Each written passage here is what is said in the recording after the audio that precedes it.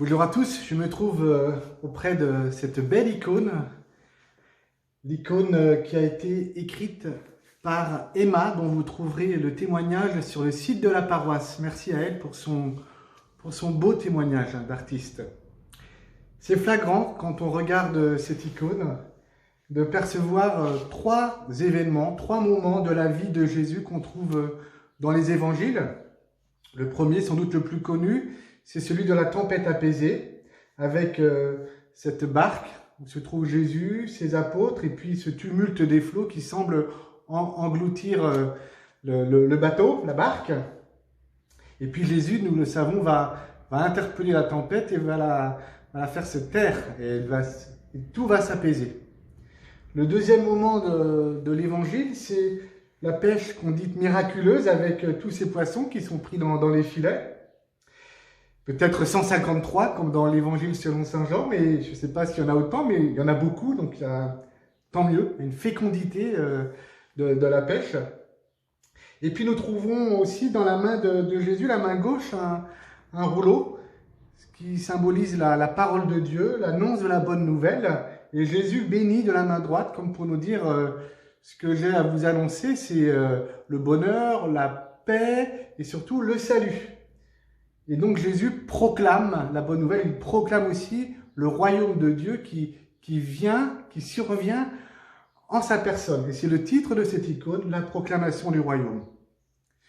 C'est intéressant de voir que quand on regarde et quand on médite, on prie devant cette icône, on est touché parce que Jésus, il est au cœur de cette scène. Il est le seul à être debout, à tenir debout, alors qu'il y a les tumultes de l'eau, de la mer. Alors que ses apôtres sont serrés autour de lui, et ça c'est plutôt rassurant de les voir solidaires, ces apôtres. Mais il y a sans doute de la crainte, de l'appréhension. Ils sont autour de leur Seigneur.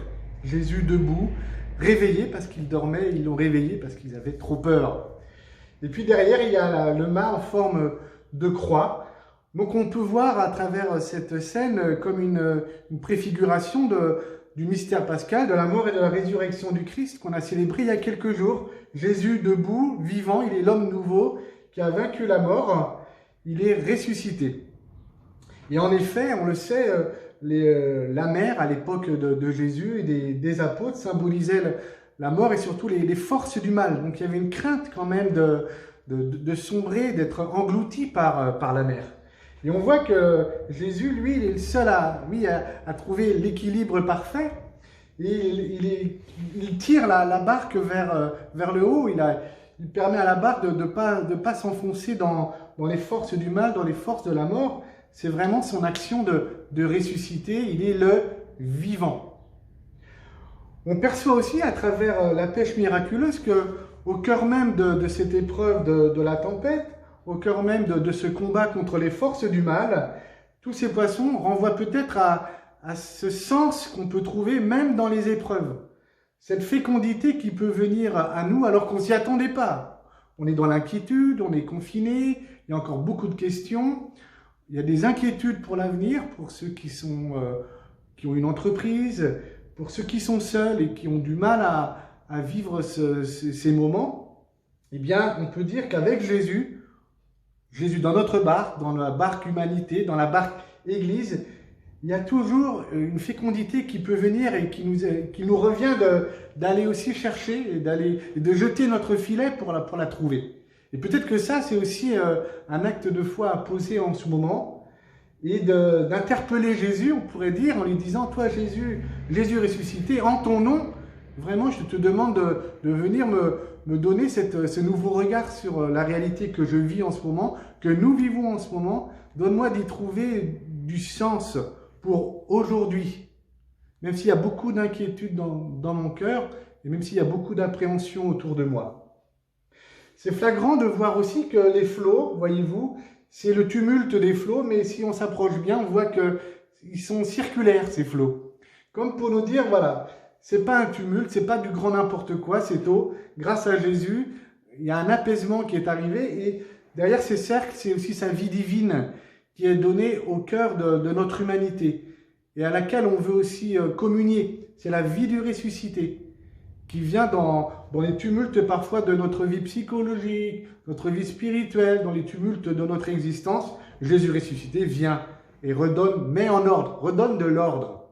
Ça, c'est aussi la vocation de Jésus ressuscité. Hein.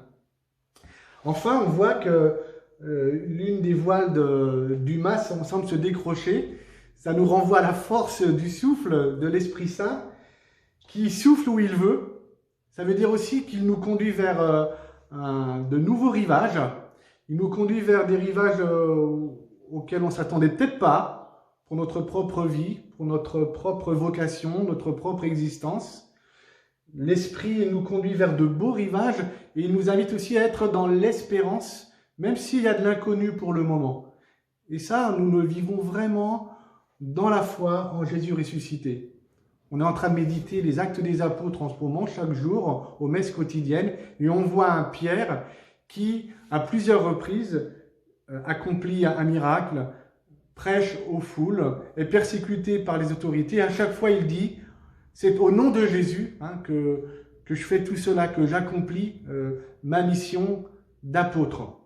Eh bien, nous, au nom de Jésus ressuscité, demandons-lui à se ressusciter, d'être au cœur de notre barque, dans notre barque, à nos côtés. Soyons soudés les uns aux autres, autour de Jésus, qui fait notre unité. Et vraiment, nous allons trouver peut-être une paix, une grande paix pour aujourd'hui, pour l'instant présent. C'est tout ce que je vous souhaite, c'est tout ce que je souhaite à notre humanité, à notre pays et à notre Église et à chacun d'entre vous. Confiance et courage. Bye bye.